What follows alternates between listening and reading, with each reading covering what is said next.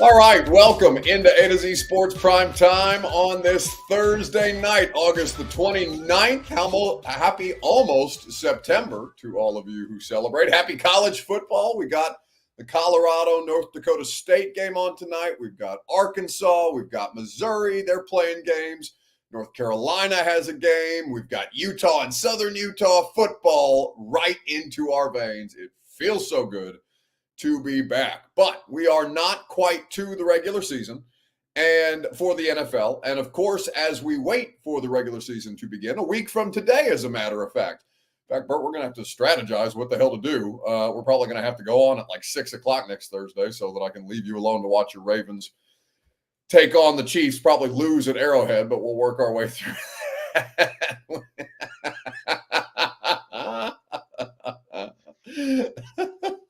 You're lucky you don't have porn on in the background on your television. That could have gone really poorly for you. You know, this is some smut Cheyenne's watching, but shut up. Oh, he's so scared, and it makes me so happy. Either way, we have a clip from L'Jarius Sneed's interview on The Pivot, where he is saying that the Titans will dominate the AFC South, which is interesting enough.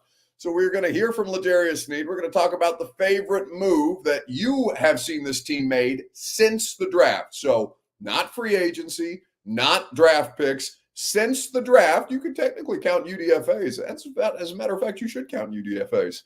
In the middle of this conversation, we'll do that. We'll do weekend bounce back. We'll have a great time. We'll keep an eye on this Colorado-North Dakota State game for you.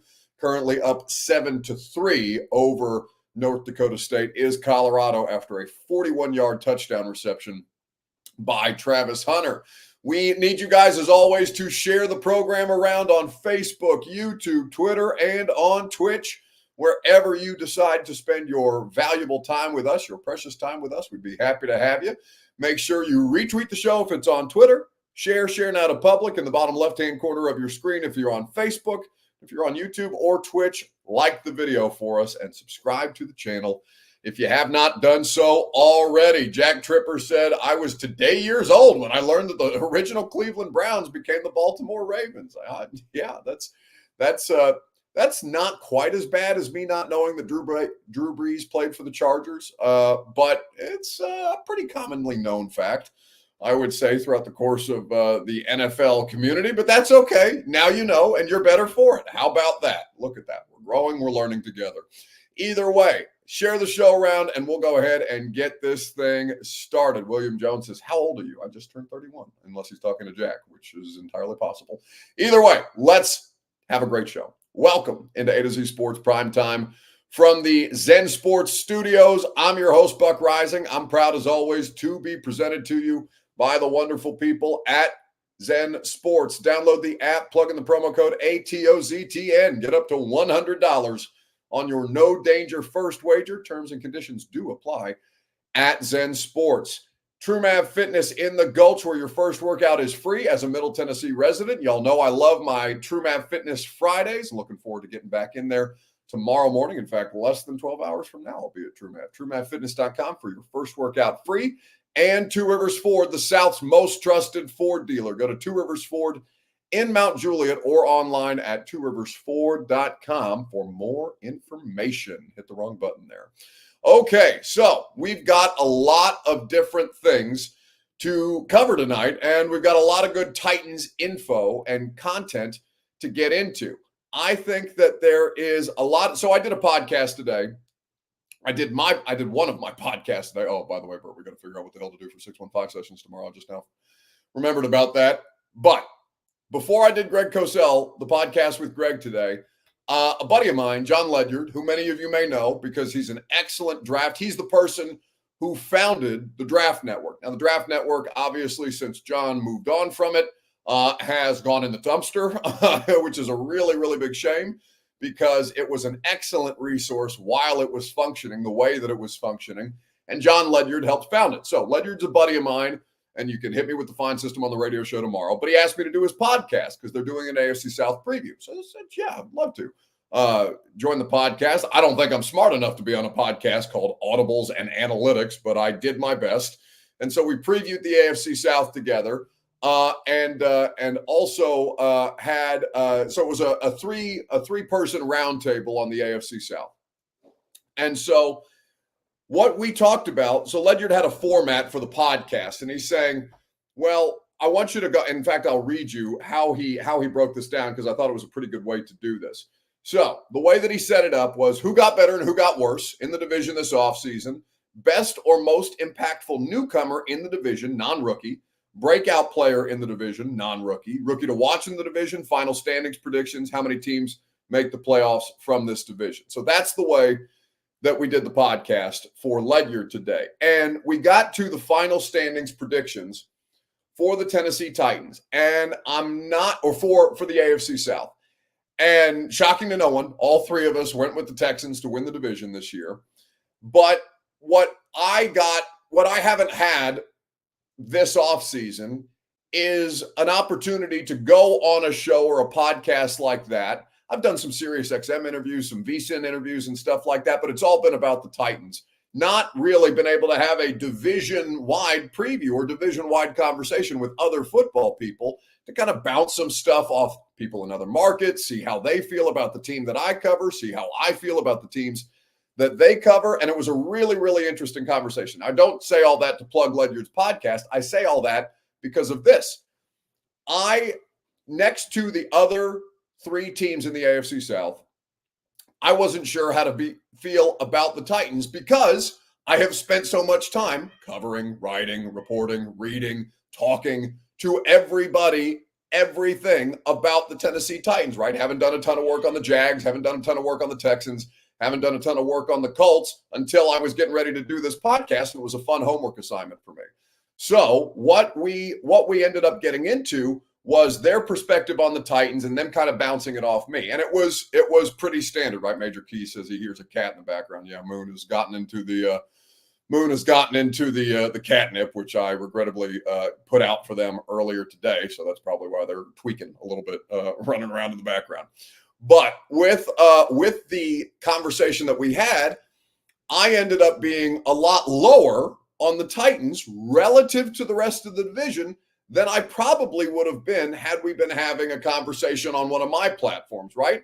And that made me stop and think about it because so often do we get caught up in the teams that we cover and so hyper-focused on those individual teams that you often don't take the time to actually analyze the other three teams that they're surrounded by and see how you feel about how they stacked up. Now, what I would say to you is that L'Jarius Sneed is about to throw all this in my face and anybody's face who is doubting the Titans. And I'll tell you, and I'll let you hear from L'Jarius Sneed here in just a second. But it's not that I'm down on the Titans. It's that I'm high on the division. I'm up on the AFC South for the first time, I mean, in a long time, maybe the first time in 8 years, do I think that the AFC South is going to be a top to bottom competitive division. And I just don't think the Titans are there yet, but you'll have to listen to the podcast to see where I pick the Titans to finish, because you guys know I don't do picks very often, but Ledyard backed me into a corner on this and had me predict the final standings in the AFC South. So you'll have to check out the Audible and Analytics podcast to see where I picked the Titans to finish. But with L'Jarius Sneed and all the Titans players, whether it's Levis, whether it's Simmons, whether it's Brian Callahan, who's even acknowledged, there's not a lot of interest or belief in what it is that Tennessee is doing. Ken says, so you basically turned into a mainstream media snob who usually doubts us. The Colts are the division darlings every season, even though they've got a running back at the quarterback position. Well, I don't know what they have at the quarterback position, and neither do you. Frankly, you don't know what you have at the quarterback position just yet, and that's kind of the place where Colts and Titans fans are right now. Colts fans are probably, actually, Colts fans don't seem terribly optimistic about everything that's gone on around Anthony Richardson because they look appreciably worse than Tennessee does in training camp in the preseason. But with that being said, I didn't turn into anything. It's just that I, had the opportunity to have a more well-rounded conversation rather than just being an echo chamber of you guys and me and saying, I think this team could be way, way better than they were the past two seasons and still probably fall well short of where their expectation is for them to be. So preseason games allow for hope, as Susan Solnick says. And I like that comment because you did go undefeated in the preseason. You put some really nice things on tape. Levis put some really nice things on tape. Latham put some really nice things on tape. But there are always things that you haven't considered about the other three teams in the division until it's time to play the divisional games and you see how all this stuff plays out. So all of that to say that L'Jarius Sneed did an interview on the Pivot podcast when all those dudes were in town. Ryan Clark, Fred Taylor, Channing Crowder, all came in for the Titans joint training camp practices with the Seahawks. And I was curious to see who they were here to interview. I thought it might be Rand. I thought there was a chance it could be Callahan. Ended up being L'Jarius Sneed. And the interview was great because they got a lot out of L'Jarius Sneed. And for whatever the mainstream opinion might be about Tennessee, the belief internally is that this team is about to be a bunch of ass kickers in ways that they are not expected to be. Think about just the gambling odds. And I'll pull this up on Zen Sports here in just a second. But think about how big a gulf there is between the other three teams in the AFC South. And gambling odds aren't the end all be all, but the three AFC South teams, Texans, Jags, Colts, have significantly better odds than the Titans, who are like plus 1,000 to win the division. And even the difference between the Colts and the Titans, where I don't think their rosters are really that different, there's a huge gulf. Vegas is out completely on Tennessee winning the AFC South, much less the projected win total of 6.5 is anemic. They are projected to be one of the fourth or fifth worst teams in the NFL by the gambling odds. Do the gambling odds mean anything? No. And that's why you play football games, to go out there and prove people wrong. I don't even know what this name is, but the last part is Raven. Itachi Raven says you can actually hear the excitement in Buck's voice. This is the most excited I've seen him, but I understand. Well, we're closer to football season, and we're closer to this shit actually mattering. So now, there's renewed, just like there's renewed energy for you guys as we get closer to football season, there's renewed energy for me because I know the preseason's over and the next time I cover a football game, it's actually going to count and we can actually sink our teeth into. Why I'm excited?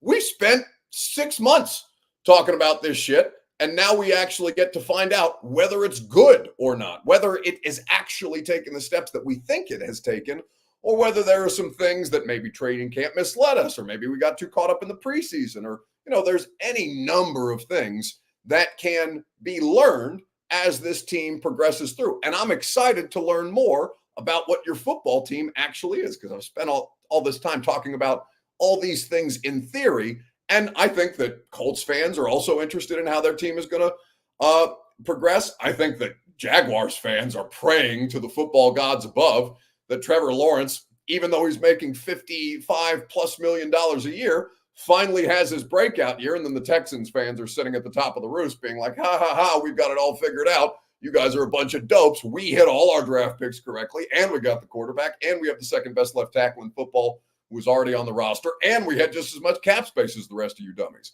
So Texans fans are unbothered right now. It's the other three teams in the AFC South who are trying to figure out what they actually have in these football teams. So L'Jarius Sneed, he is not buying into the preseason hype around any other AFC South team, not named the Tennessee Titans. Understandably so. He plays for Tennessee now. So I'm going to play you this clip from the Pivot here in just a second. First, I'm going to ask you your Two Rivers Ford take. Where will the Titans finish in the AFC South? Let me know on Facebook, YouTube, Twitter, and on Twitch in the comment section. And I will, for the first time in 5 years doing the primetime show, I'm going to pick where I think the Titans finish in the AFC South. You guys know I hate doing picks, but I've come around on it a little bit. I do think it's a fun exercise. And I'm genuinely curious to see how everybody feels and if we can put some bias aside and actually be realistic about what this division might be. Where do you think the Titans finish in the AFC South in 2024? I'll tell you how I feel about it here in just a second, right after I remind you that the Primetime program is presented by Two Rivers Ford, the South's most trusted Ford dealer. Go to Two Rivers Ford in Mount Juliet. Quality American-made Ford vehicles. Award-winning customer service is what they offer. Your Ford Bronco headquarters for the Ford Bronco Sports or any number of Bronco trim packages and offers. Two Rivers Ford in Mount Juliet or online at tworiversford.com. So before we start to read your comments, or I guess I suppose I could read a handful of your comments now before we play the L'Jarius Sneed clip. Let's see. Guy Mann has them finishing in second in the AFC South. So does Michael Smith. That seems to be a popular opinion. Alan Jones going a little further with it. Second, AR gets hurt. Jags struggle again, which is all very possible. We've seen that play out. Anthony Richardson, I don't know what to do with Anthony Richardson. I mean, full transparency, and I don't think this will not come as a shock to any of you.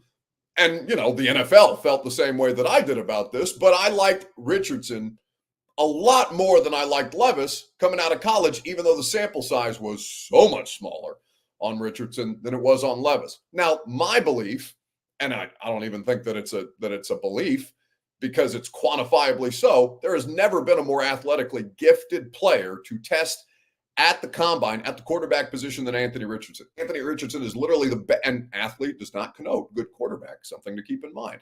But there's never been a more athletic player at the quarterback position to do the combine testing the way that Anthony Richardson did. That's not the only reason that I like him, but it is the reason that I think that he has the highest ceiling of any of the four of them in the division, ironically enough. Now, could Anthony Richardson not pan out to be anything because he can't stay healthy and is infinitely unavailable? He appeared in 5 games last year, and he didn't finish 5 games. He appeared in 5 games. So all the projection, all the athletic upside, it could all be for nothing. It could be Caleb Farley, right? Athletic upside, potentially best quarter in the draft. Who knows? Let's see what happens. And then his body fails him, and he's cut by the team that drafted him in the first round in the 4th year, the final year of his contract, without really seeing the field. So Anthony Richardson could be like Caleb Farley without the personal tragedy off the field, and it'd be a completely null and void conversation. None of us know, though, which is the problem with trying to figure out these 4 teams. And it's why I really struggled what to do with the Titans and with the Colts, because like I said, the 2 biggest unknowns on both of their rosters are the quarterbacks. And obviously, I think I know more about Levis than I do about Richardson because I'm around him every day, and I've been watching him every day for the past, I guess, year and a half, and going back to their college careers. But there is something about Richardson that is intriguing. There's a reason that he was the 4th overall pick in the NFL draft after the Texans traded back up to 3 to get Will Anderson. So where do you have the Titans finishing in the AFC South? Second and only by a game, says Malachi Perry. Craig Baxter says if you're not first, you're last, going with the Ricky Bobby approach. Vernon Sanford says first, the Texans have shown their hand and will not surprise anyone. That's interesting, given that their roster looks significantly different than it did last year, particularly on defense. Edward Hayford, tough one to say, Edward Hayford says, LOL, Buck, dude can't even play 5 games. That's what I'm saying. Like, I really want to see Anthony Richardson play so that I can get a better gauge on what he actually is, because right now, I don't know. He's just a freak athlete at this point in time. He says, don't you dare compare us to the Colts. Oh, no, your rosters are very, very similar. Very, very similar, especially down to the giant question mark that both of you have at quarterback. It really, I mean, if you made me pick one or the other, and for the purposes of this exercise, I will pick one over the other. But I really I struggled to find that much separation between either of those 2 rosters. Because the Colts, while they didn't go out and spend the way that you did in free agency, though they had the money, they paid a lot of their own dudes. The biggest difference to me between the Colts and the Titans is the secondary. The secondary for the Colts is dog shit. And the Titans have obviously invested a ton of capital, trade assets, free agency dollars. Well, I get, free agency dollars and then trading for a player and then paying him in L'Jarius Sneed and acquiring Quandre Diggs and acquiring Jamal Adams and trading away Elijah Molden today made official.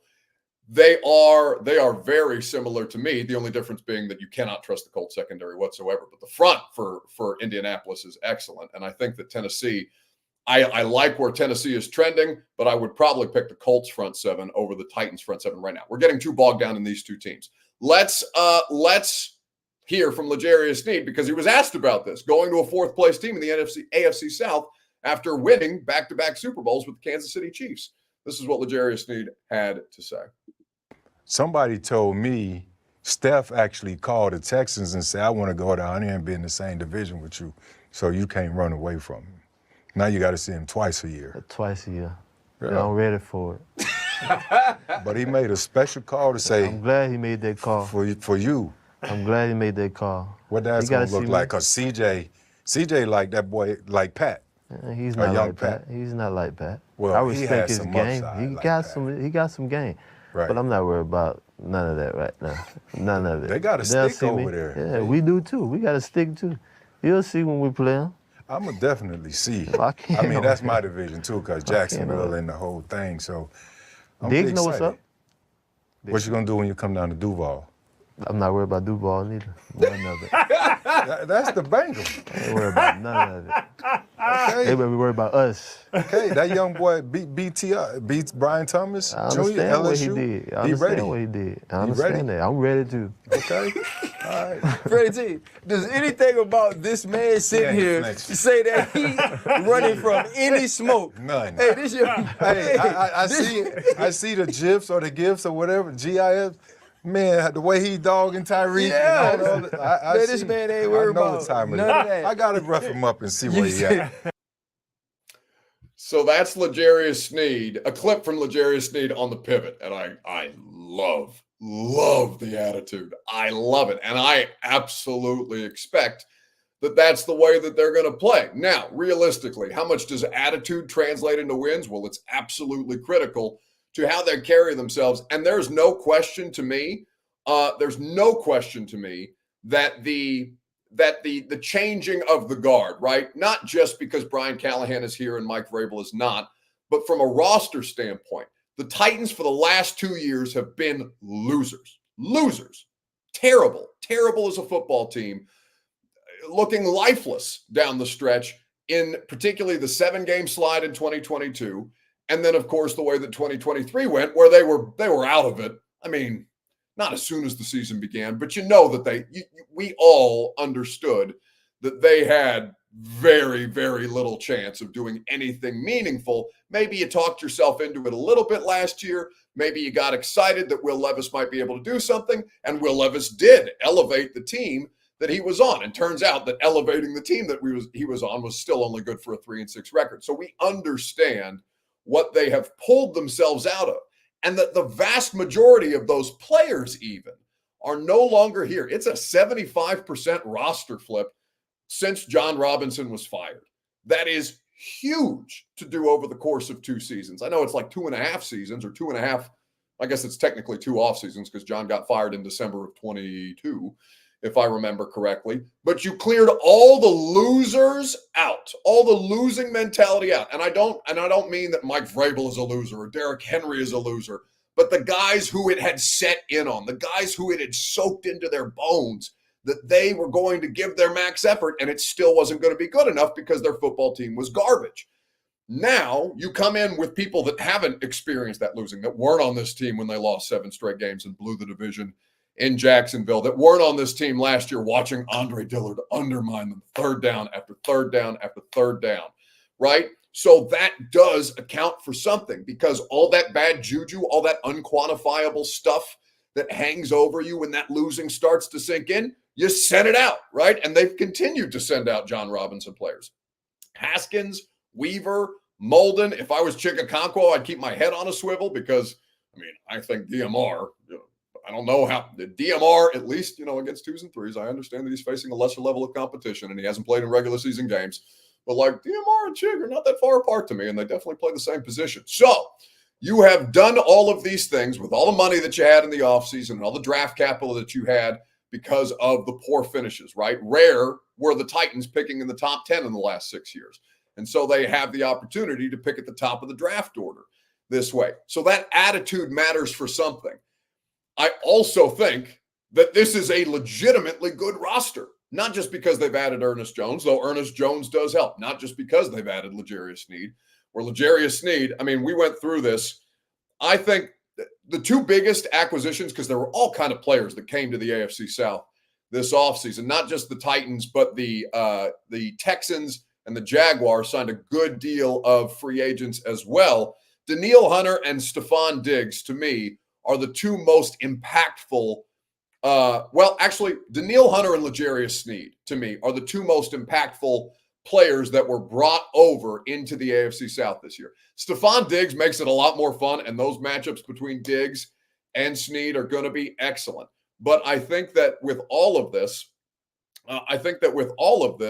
Danielle Hunter is probably the biggest impact of any of these players that came over to the AFC South. But think about how much better you are at center, how much better you are at wide receiver, how much better you are on defense now that they've made all of these moves. 7 new starters on the defensive side of the ball. I'm pretty sure it's like 15 or 16 of the 22 that you're going to have as new starters heading into this year. So there is a lot to love about what the Titans have done. What it's going to look like in principle, we have no idea. But the fact that Sneed oozes that confidence is going to be, that trickle-down effect of how he carries himself as a defending 2-time Super Bowl champion. That's the kind of attitude that Denard Wilson wants to see, that Rand Carthon wants to see. And in fact, we had Rand Carthon on the radio show today, and we were talking about a lot of this stuff in particular. But where do I think they actually finish in the AFC South? We've seen you guys make your picks, and I'm going to tell you mine here in just a second because I've got it written down in my handy-dandy little notebook, 1, 2, 3, 4. For the first time, again, in 4 years, I've made a pick about where the Titans are going to finish. And I'll tell you here in just a second, right after I remind you that the Primetime program is made possible by TrueMav Fitness in the Gulch. Your first workout is free as a Middle Tennessee resident at TrueMav Fitness. No workout ever recycled or repeated. TrueMavFitness.com will put you in a position to succeed. No matter what your level of fitness is, they are there to help you work towards your goals. They will set realistic goals. They will help you achieve at a realistic pace specific to your individual level of fitness. Group fitness classes, personal training. Sign up for a membership and work out in their open gym as you please. TrueMavFitness.com for more information. All right, so your Two Rivers Ford take, where do you think that the Titans are going to finish in the AFC South? So, number one, shocking no one, I got the Texans winning the division. The only reason that I have any doubt in my mind that the Texans wouldn't win the division is because their schedule is hideous. I mean, it is brutal. They played a worst place schedule, which you have ahead of you this year, which is a lovely thing. And they went from worst in the division to first in the division in just a year's time, which is a tough thing to do. And they did so incrementally, right? It wasn't all at once, and it didn't look great all the time. But the Texans did the thing that not a lot of teams get to do, but ultimately went about doing, not unprecedented. They flipped it from worst to first in the AFC South. Now, this year, their schedule gets infinitely harder, which is why, honestly, I thought about a couple of different options here. I weighed the percentage chance truly that I think every team had to finish in first place in the AFC South. And for me, the hardest sell of any of this was Jacksonville. Jacksonville is was the team that I had the toughest time talking myself into at the top of the division. I could not make the case for it. Now, watch them finally get it right with Trevor Lawrence and go out there and win the AFC South this year and make us all look like dipshits because, Trevor Lawrence has been not the model of consistency, dealt with a lot of injuries last year, and they paid him $55 million a year anyway. But honestly, I had a more difficult time talking myself into a Jags first place finish than I did, for example, a hypothetical where I would pick the Titans to finish first place in the AFC South. So I went Texans, Jags, Titans, Colts. I don't know what to do with Indianapolis. There was a part of me that wanted to, just go completely haywire and pick the Colts to win the division, because I do, again, emphasize, I think Anthony Richardson has the highest ceiling of the four of them. But I couldn't justify it, not realistically, not without, being some kind of hot take artist. And that's not what I'm here to do. I'm here to give you my honest opinion. So I couldn't pick the Colts because the giant unknown at quarterback was not going to be sustainable to me. So I went Texans, Jags, Titans, Colts.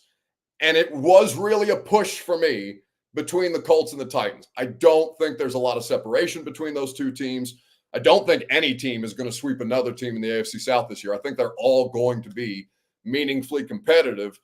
Edward Hayford says you better not pick them. Well, listen, if I thought they were better than you, then I would pick them. Like my job is not to coddle you and make you feel better just because, oh, look, he picked the Titans. Look at him. He's on our side. That's not how this works. I'm going to give you an honest assessment of how I see these four teams. And that's the honest assessment of how I see these four teams. I think, because honestly, there's a world in which the Titans finish fourth again, but you still feel way better about this football team than you did. Now, obviously, no one wants to finish in last place in the division, and a last place finish would be a failure.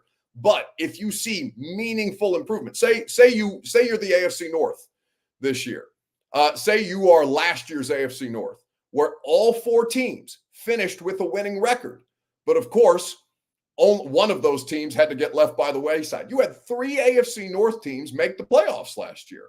In the Ravens, who won the division, in the Browns, who had the second place finish, in the Pittsburgh Steelers, who your backup quarterback, Mason Rudolph, won 4 games in a row to get them to the postseason, and Cincinnati, whose offensive coordinator you hired to be their head coach. But what did they finish? They finished 9-8 with a 4th place finish.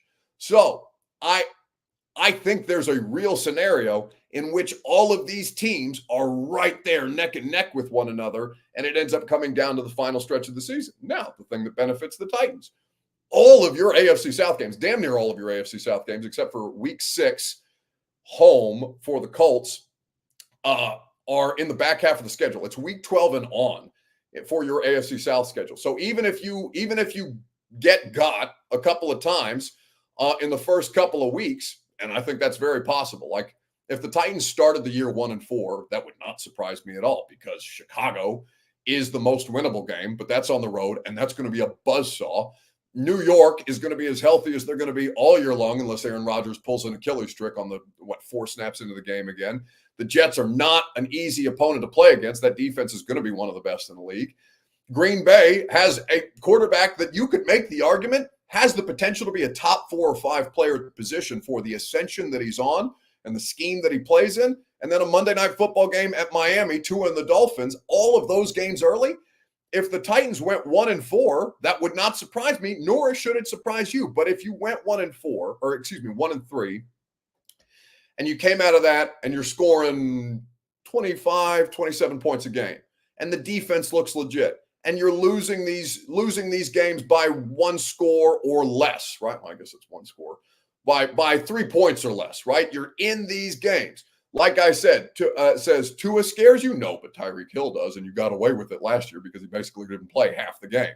So I'm scared of Tua with Tyreek. Tua alone is how you win a Monday Night Football game in a way that you have no business winning a Monday Night Football game. But if Tyreek Hill plays 4 quarters, then yeah, I would pick the Dolphins in that spot. Absolutely. I would pick the Dolphins in that spot. I think you would be foolish or a blind homer to not pick the Dolphins in that spot, especially at home, especially in the oppressive heat that is Monday Night Football in September. Now, Tyreek Hill can also get got by L'Jarius Sneed. You saw that a couple of times, not just with him and the Dolphins, but with him and when he was with the Chiefs in practice, them going back and forth, them having a lot of great reps and battles against one another. And this is why they play the games, right? Because you have no idea. But that first 4 weeks is a big killer. That's a really big killer. And Miami is thought to be one of the teams that should be, if not winning their division, competing for a Super Bowl, even though I feel like they're a bit of, I think they're paper tigers a little bit. So again, Texans, Jags, Titans, Colts.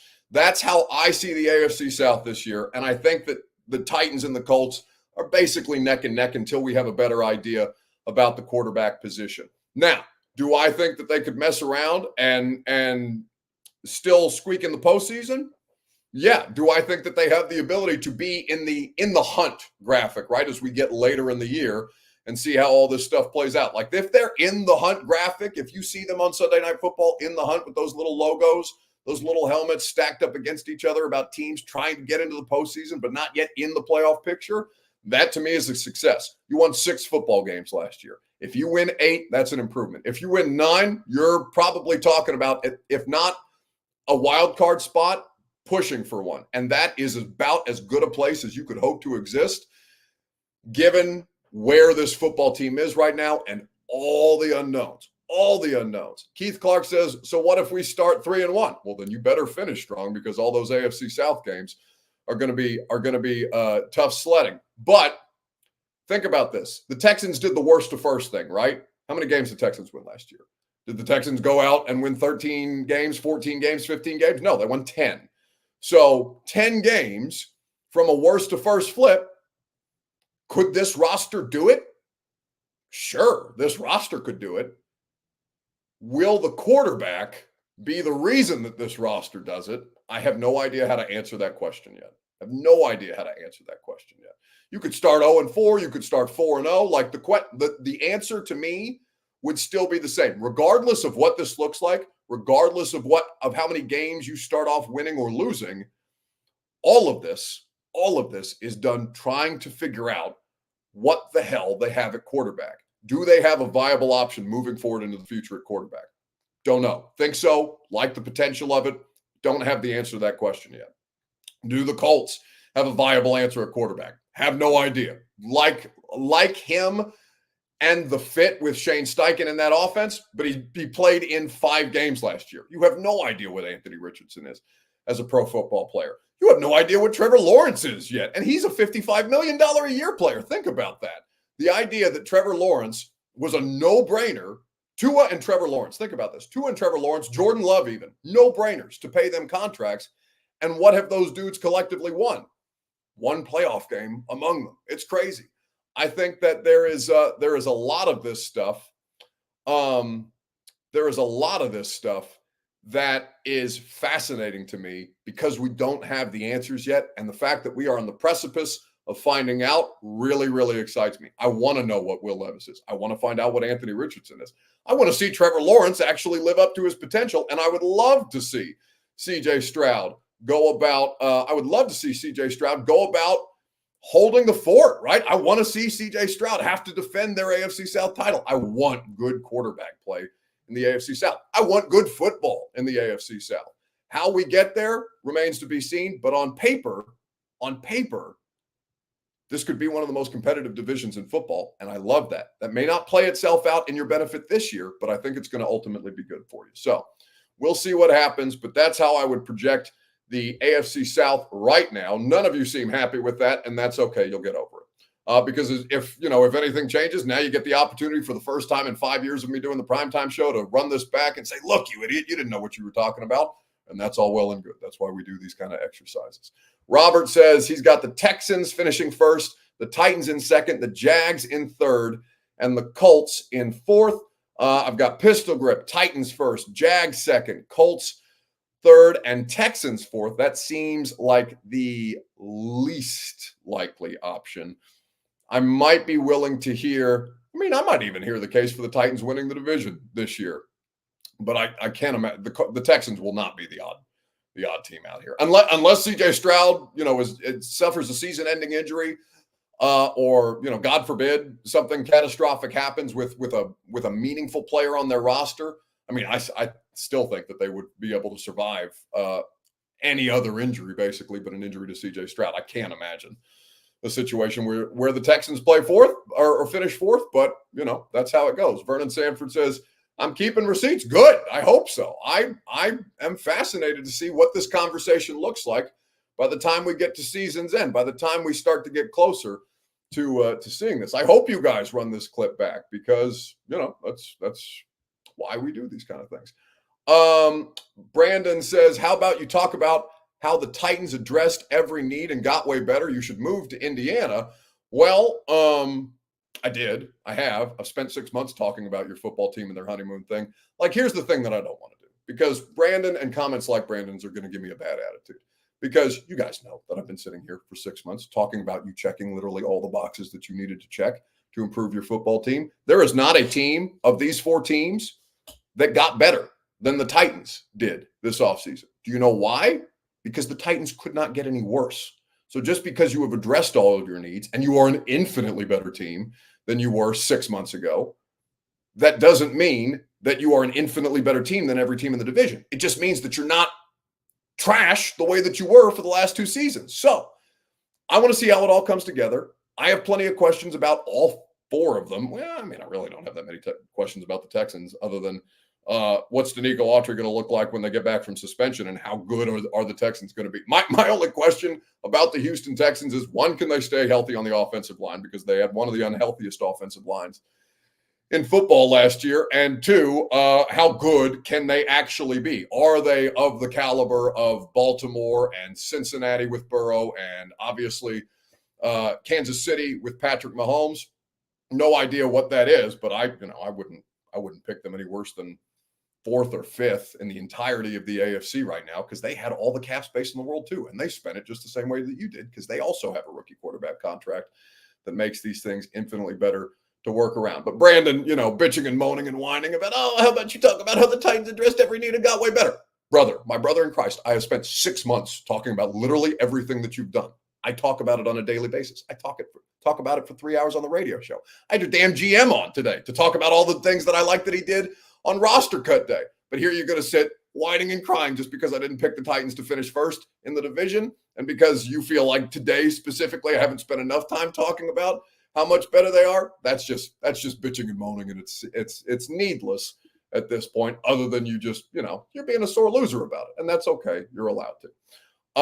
So let's keep moving, and let's talk about what your favorite move is after the draft. So this includes UDFAs, what UDFA moves you liked, what roster decisions you liked after the 53-man cut, whether it's the trades for trading away Malik Willis or trading away Elijah Molden, trading for Ernest Jones, what since the draft. So not free agency and not the draft picks, but the UDFA process, the waiver claim process, the roster cut process. What was your favorite move that the Titans made after the draft? We'll talk about it together on Facebook, YouTube, Twitter, and on Twitch in the comment section right after I remind you that the primetime program is made possible by Zen Sports. Download the app, plug in the promo code ATOZTN. Get up to $100 on your no-danger first wager. Terms and conditions do apply. You can bet Colorado. Colorado was a pretty big favorite against North Dakota State, and right now it is a North Dakota State 17-14 lead. So if you're betting the Bison of North Dakota State, you're probably feeling pretty good right now in the second quarter. Zen Sports, for all of your favorite major sports, bet them or bet with them, and bet with the promo code ATOZTN. Must be 21 plus in the state of Tennessee to bet. Gambling problem? Call the Tennessee Red Line 1-800-889-9789 at Zen Sports. So, favorite move after the draft process. What is your favorite move? Edward Hayford says, favorite move after the draft, Buck. Every move has been the best move yet. And I appreciate that. This is such I really, truly, and maybe you believe me, maybe you won't, but I genuinely love the fact that after 2 years of sucking the way that the Titans have sucked, that you guys have gotten this honeymoon phase to kind of reinvigorate you around your football team. Because I mean, you guys know how I feel about it, but I could see and tell how much it's been wearing on you over the course of the last 2 seasons, because you were so close, right? You were a game away from the Super Bowl. You had a 10-point lead in Kansas City over Mahomes to go to the Super Bowl. And then you had the number 1 overall seed, and that with, just the most catastrophic crash to earth that I can remember. Maybe the Chargers and the way that they blew that game against the Jags, that was pretty catastrophic. But it's between those two for the worst postseason losses that I've seen a team take in the last, let's say the last decade of watching NFL. The Bengals playoff loss, it hit you guys like a bomb, and it was never the same since, right? That loss broke that version of the Titans, and I think broke the fan base a little bit, so that you've gotten this honeymoon phase that you've gotten actual money to spend, top 10 draft picks to use. Like, I love that for you because I can see you guys coming back to life a little bit. And I need you to come back to life a little bit because I'm covering your football team, whether they're good or not. So I would like you guys to be along for the ride with me because, you know, I'm going to be there week 1 in Chicago. I'm going to be there Monday Night Football in Miami. I'm going to travel with your team all year long. And I'm tired of having January off. I'd like to work a playoff again. It's been a little while. I got to dust myself off because I've had 2 Januaries in a row with nothing to do but hang out in downtown Nashville and go party with my friends. And I'd much rather be covering the playoffs. So I would like to see you return to a level of competitiveness. And I love that you guys have gotten this honeymoon phase. But the honeymoon ends on September the 8th when real football starts and real adversity starts to present itself, whether it's injury, whether it's losses you don't think your football team should take, whether it's wins that you think your football team shouldn't have gotten away with. There will be moments that ebb and flow all season long. But I love the fact that you guys have gotten 6 months of just general good vibes around this from Callahan, from Rand, from the players that you've acquired. So all that I appreciate, even though I laugh when I see a comment like Edwards where he says, favorite move after the draft, Buck, every move has been the best move. Well, we'll see. But I love that for you. I love the energy.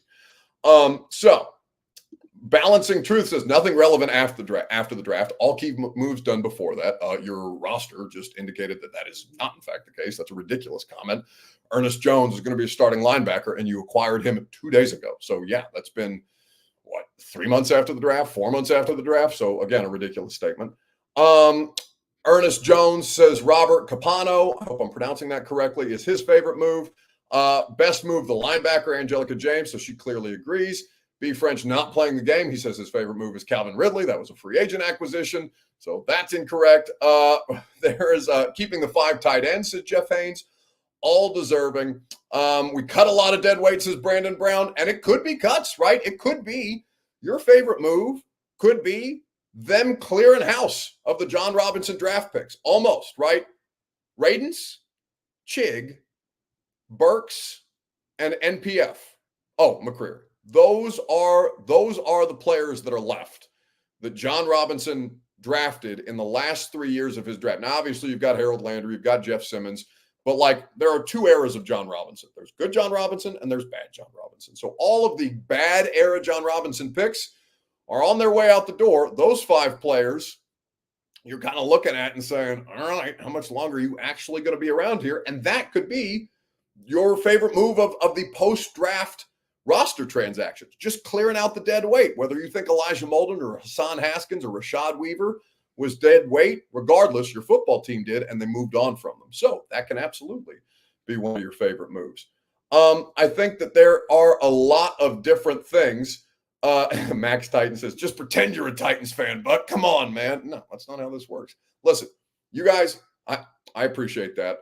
Maybe my girlfriend, okay? I'll let you guys in on this. My girlfriend, her family, diehard Titans fans. They have had season tickets at Adelphia Coliseum, LP Field, Nissan Stadium since the team moved here from Memphis. She asked me one time if for whatever reason, I didn't have to work a game, would I go with her to a game? I said, absolutely not. I'm not going with you to a Titans game if I'm not on the clock. You are out of your damn mind. No, that's not. And it's not just because they're specifically the Titans. I don't have an NFL team. And if I have a Sunday off, damn sure I'm doing something other than going to a Titans game. It's got nothing to do with you guys, got nothing to do with your football team. It's just that it's my job. You know, do you want to go to work when you don't have to work? No. Is my work a lot different because it's a football game? Hell yes. But like, she wants me to be a Titans fan so badly. I think it breaks her heart a little every time we have a conversation like you guys and I have a conversation about, yeah, honey, that's just not happening. That's not how this works. So favorite move in the post-draft roster transaction situation.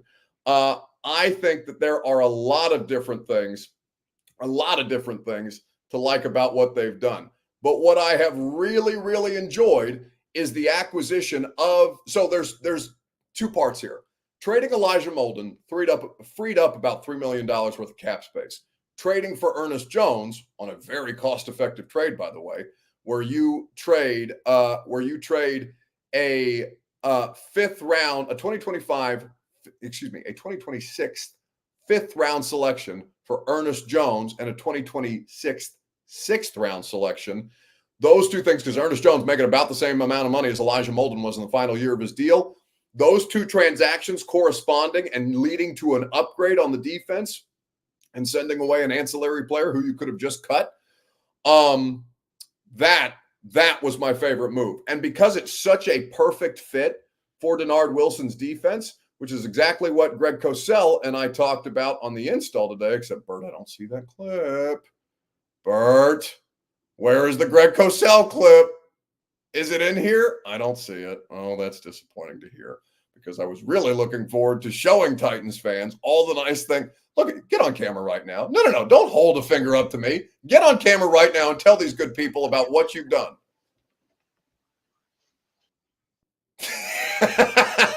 I'll call the fire department to Bert's house, and you'll exact your vengeance that way. Bert's going to get the clip of Greg Cosell talking about Ernest Jones IV, because he is the perfect fit for this Titans defense. And Greg and I talked about this. Greg and I talked about this before we recorded the show today, because we've been doing division previews. And Greg said, there's no point in doing a division preview today when all people are going to want to hear about is the Titans. And I'm glad that he talked me out of it, because I was ready to improve both sides of the ball. And the latest acquisition, Ernest Jones IV, who comes via trade for from the Los Angeles Rams, they only gave up a 2026 5th-round pick to get him, and they got a 6th-round pick in return. And a lot of people say that speaks, of course, to the fact that stacked backers are not necessarily held in high regard in this league. And that may be true and may not be true. When it's not true? When you don't have any. I mean, and I've had this conversation with defensive coaches who actually have to call games and put together a defense. When you don't have good players at a position, you know what defensive coaches say? And maybe fans don't think about it this way. Maybe even media people don't think about it this way. They say, you know what? That limits my options with what I can do in terms of schematics. It limits my options with what I can do calling a game. So it's always easy to say, oh, well, a stacked backer is not really that important in today's NFL. Yeah, it is important on game day. And now you got a guy in Ernest Jones who's a really good football player. I remember talking to someone with the Rams telling me 2 years ago that he was their best defensive player. And again, they had Aaron Donald, so we're not saying he's better than Aaron Donald. That's not the point. But I mean, we're dealing with a really, really good player, a player that plays all 3 downs. He does not come off the field. So, when I saw that trade the other day, was it yesterday or Tuesday? Whatever it was, Yeah, Tuesday. I lose track. It's that time of year. I'm starting for sure. Yeah. But I said, wow, that is a really, really good move. It was after I found out about Chance Campbell. Not that he was going to be the starter and he's a great player, but I just felt so badly for the kid, because he's worked so hard and actually had a really good preseason, and now he's obviously done for the year. But anyway, Jones is a really, really good player. That was a great trade. That is Greg Cosell of NFL Films on today's episode of The Install. And Bert, since you're slacking, I'll allow you to drop the YouTube link for people to go check out the podcast so they can hear all the nice things that Greg had to say about their roster, since they're very butthurt about me not picking them to win the division. But that's okay. Just a few of you that are being whiny about that. And I appreciate that. That's all right. At least you care. So that would be my favorite move, because I think it infinitely upgrades your defense. I think losing Azeez Al-Shaair was tough. Ernest Jones is better. Ernest Jones is a better version of what Azeez Al-Shaair gave you last year. Kenneth Murray is a better version of what they had to work with last year as well in Jack Gibbons. This is going to be an infinitely better linebacker group than it was. And I mentioned we had Ran Carthon on the radio show today. And I asked Ran, hey, were you looking at trading for Ernest Jones before Chance Campbell got hurt? And he said, yeah, we had been in contact with the Rams before the Chance Campbell ACL tear in New Orleans, because I believe the reports of Ernest Jones being available for trade came out like maybe a day, maybe 2 days before the Titans did play that preseason game, and before Chance Campbell ultimately tore his ACL, which just sucks. Absolutely terrible to see that happen to a dude who's had a really, really nice camp in preseason. B. Fran says, is Greg's dad the famous Howard Cosell? No. Greg's uncle is the famous Howard Cosell, who of course was one of the most legendary broadcasters of all time. So Greg continuing the family tradition of being excellent at what they do. All right, weekend bounce back. Who needs to bounce back most in sports? Facebook, YouTube, Twitter, and on Twitch is where you can interact, where you can react. Who needs to bounce back most? We'll talk about it together in the comment section, Facebook, YouTube, Twitter, and on Twitch, right after I remind you that the Primetime program is made possible by the Ashton Real Estate Group of RE/MAX Advantage. Don't sell without the intel that Gary Ashton can provide. Go to GaryAshton.com for more information. The official real estate agent of the Nashville Predators and my real estate agent. So we love Gary because Gary has helped me make all kinds of money with that Intel Edge off of the Intel Edge that he gave me when I bought my home 5 years ago. Crazy to think of, but I've been in the palatial rising estate now for 5 years. The first home, the only home that I've ever bought, as a matter of fact. And I love it. You will too. If you trust the Ashton team, go to GaryAshton.com for more information. Okay. So A to Z, Bork says A to Z followers after losing Jack. Oh, that's right. It was Jack Gentry's last week on A to Z.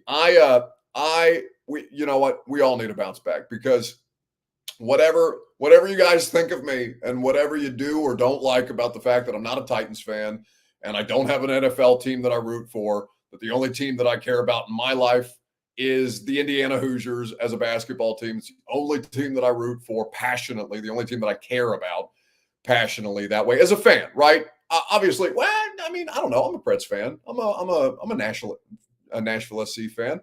If I had covered one of those other teams, I wouldn't have been a fan of them, but maybe I could have been a fan of the Titans. Who's to say? We'll never find out. But so bouncing back from losing Jack Gentry, I listen to the Tighten Up podcast. The Tighten Up podcast is very much a Titan fan podcast, right? There's a lot of different nuances that only the most diehard of Titans fans would probably pick up on a regular basis. And I thought Jack and Austin Huff worked off each other excellently. It makes me sad that Jack is leaving A to Z, but I know he's going to do bigger and better things.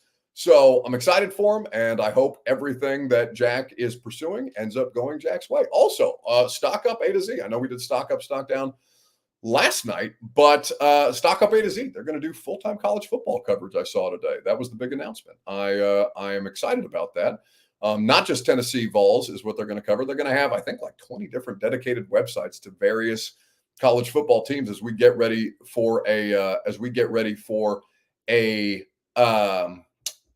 12-team playoff, which is very much what all college football fans are looking forward to. So that will be excellent. Matt Stanley says, RIP to one of my exercise podcasts. Well, keep working out, even though the Titan podcast is not going to continue. Edward said he's still doing the pod. Well, that's not what he told me the last time I talked to him, because he told me I was on the second to last episode of the Titan Up podcast. So I don't think that's happening, but maybe something's changed in the week since I talked to Jack about that. But bounce back players who got cut from NFL rosters today, or excuse me, over the course of this week, because players will get cut, players will continue to get cut, players will find homes, and players will be able to succeed or fail with their respective opportunities. And it was cool to see, because these things happen every year, but it's rare that a team puts them on video. Teams making players on the end of the roster making the roster. The Titans put out like a 5.5-minute video of various guys, including Thomas Odukoya, David Martin Robinson, John Ojukwu, Andrew Rupsich, a handful of different players that made the Titans roster that were getting called into the GM's office thinking that they were going to get cut. Ready? Yeah. All right, we ready. What up, y'all? What's up, man? What's up, bro? Have a seat, man.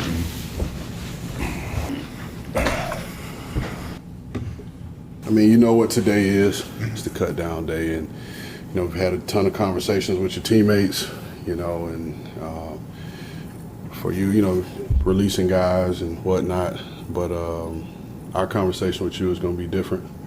We just wanted to let you know that you made the team. Are you serious? Really? Yeah. Oh my God. My heart is racing. God, y'all scared the out of me, dude. I called my agent and everything. I was like, dude, 245. I go, no way. They're calling me at 2:45 to cut me. Or not. So, So you were right. Thanks. Thank you. You don't have to thank us. You earned it. You know, we're not giving these spots out. Yeah, I know. You know, but and, you guys gave me the opportunity. You know, that's all I wanted and needed. You know what I mean? I'm just thankful. And then just the culture here, like I just like it. Everything you guys got going on here. Yeah. I'm just so happy to be a part of it. Oh my God, that's amazing. You made the 53, man. You've earned it. You had a hell of a journey from being the international practice squad guy to now you're on the 53, man. Man, I mean, you got a viral clip on the internet of chasing down a guy. I think when we talk about building a culture and, you know, getting guys that are made of the right, they're gonna do things, and the sign that out there that says "Play like a Titan." You know what I mean? You fit every last single one of those things. You don't know this, but where we were sitting at the game on Sunday in New Orleans, and New Orleans fans hate everybody. After you chase the guy down, the fans next to us, I was getting up to go do TV. Guy was like, "You better not cut 89." And then the third quarter, you had a catch, and they start cheering for you. You know, which says a lot. You know what I mean? And that's a testament to your work. So, you know, it's guys like you, man, make our job hard. You were the first person to teach my daughter what reporting eligible was, because I've never seen somebody take so much pride in reporting eligible. You know what I mean? But nah, man, you earned it. You know, you've done everything we've asked you to do. It's not easy for a young undrafted guy to come into this league, and especially into the room that you came into. You know what I mean? It'll probably be one of our heaviest rooms, you know, but because all of you guys earned the right, you know, to be here. And so we found our job wasn't to collect numbers and make sure we hit numbers at a certain position. It was to get the best 53. And we felt like he was one of the best 53 on our team. This is a blessing. It's a blessing. Thank you. Make sure you call your family. You know what I mean? I want you to experience every emotion. If whatever that emotion is, you know, as a former undrafted guy, we didn't get the call on draft day to be able to cheer. This is your draft day. It's a little bit better too. It's better. It's better. It's that delayed gratification. It's that right there. I had just so much adrenaline. I was like, no way. Like the whole way here, I was like, gotta keep it cool. Don't know what it is. They didn't say to bring my iPad. I was like, I'll bring it just in case. They didn't say to. I was like, just in case. But well, you get to keep it. Yeah, thank you. I appreciate it. Keep it. Yeah, it's super impressive to see the transition you've made from being a safety to moving in the box and learn how to play linebacker and learn how to do all the things that linebackers have to do, which is all new stuff, and then you're doing it at the pro level. And it's been pretty cool to watch. And it's real what Rand said. Like, you have no idea how good you can be, because you could be a really, really good player in this league. And so put the work in like you've done so far and keep doing it, because we're going to be counting on you at some point this year. I can guarantee it. All right. And so we'll be ready for it. Yes, sir. All right, man. Appreciate you. Congrats. Man, you've earned this opportunity, you know, to be on this team and, you know, have a shot at playing on Sunday. So congratulations, man. Thank you so much for the. Oh my. That wasn't what you thought you were coming in here for, huh? Yeah. And, you know, smile for the camera. Wave to the Titans fans.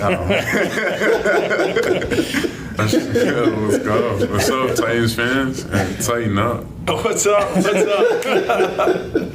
Appreciate it. All right, get your ass back to the dog. Now you gotta buy a round for everybody.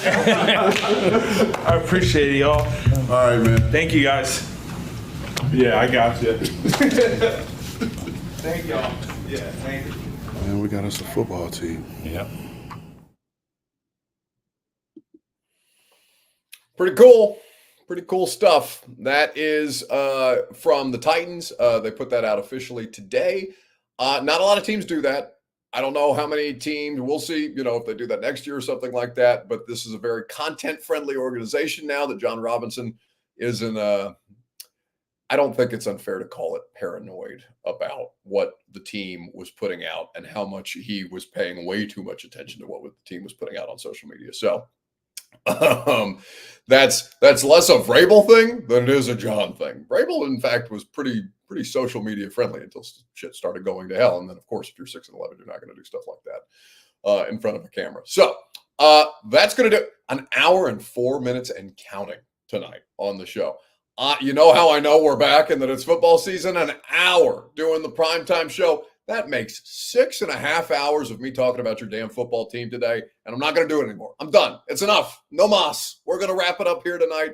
We appreciate you guys until tomorrow when I'm going to talk about your football team for 4 more hours between 3 hours of radio. Coach Dave McGinnis on the radio show, and we'll figure out what we're going to do for the 615 Sessions podcast tomorrow. Maybe I'll hit up TD, see if Tehran wants to jump on the pod, and we will work our way through that. Have a great rest of your evening. Don't expect this on a normal basis. Only during football season am I going to give you an hour plus on the primetime show. But it means that we're back. It means that I'm excited. It means that I'm not tired, baby, for those of you who have been around here for a long enough time. But Bert is not used to doing an hour, so we'll go ahead and end the primetime show there. Tomorrow morning, 10 a.m., 104.5 The Zone. We'll see you. Go home! Go home! Go home! You're embarrassing Nashville! Go home!